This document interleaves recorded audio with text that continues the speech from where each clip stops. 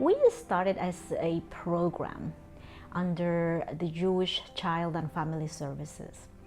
And we did so because as community members, we thought it was important to be coordinated and be more impactful and be able to achieve our community's goals.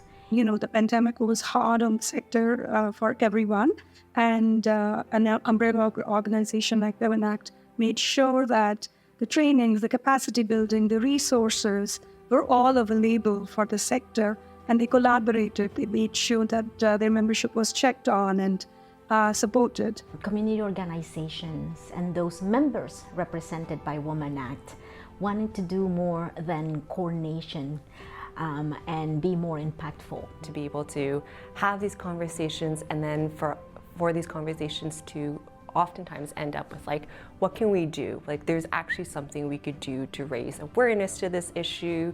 There's actually something we can do in terms of gaining more research, of creating more opportunities for advocacy. I have over 10 years experience in frontline work, and during that time, I guess one of my frustration was that all that experience, all that knowledge, I wasn't able to do a lot of system impact work, but WomanACT does do that work.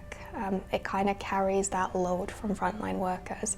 Survivors are a key, important group of service users that support WomanACT, and they become part of the solution, and they want to be part of the solution. I think the biggest thing for me was working alongside leadership of WomanACT, and these are tremendous women that I'm talking about who actually involve people like myself, lived experience people, in opportunities to really develop my professional career and personally, from earlier stages of disempowerment actually as a survivor to now.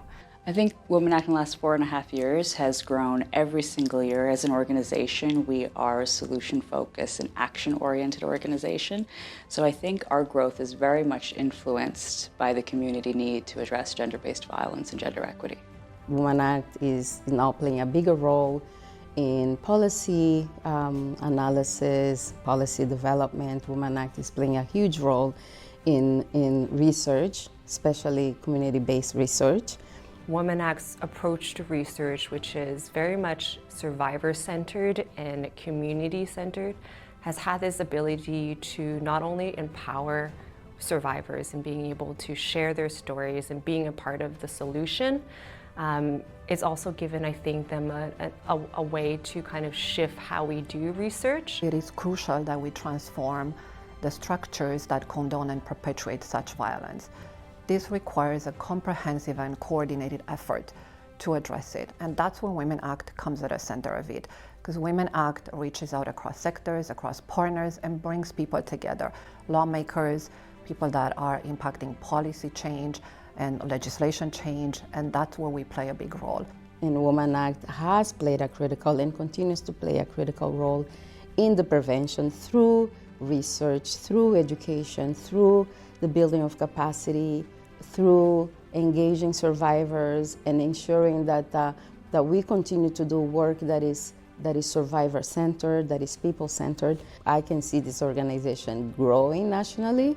I can see the scope of the work growing and meeting the demands at the times. Looking at the future, our e-learning and WomanACT in the Workplace initiative will definitely be a priority. We believe we all have a role to play. We all should be allies, and we all should be ready to respond to a disclosure of abuse. There's a lot of people working on making things better out there, but I think WomanACT is a leader that we can all turn to and learn from as a sector. I would like to thank staff members, board members, our community members, our volunteers, and especially women with lived experience who have been part of the journey. I'm very excited to be here today, celebrating 25 years.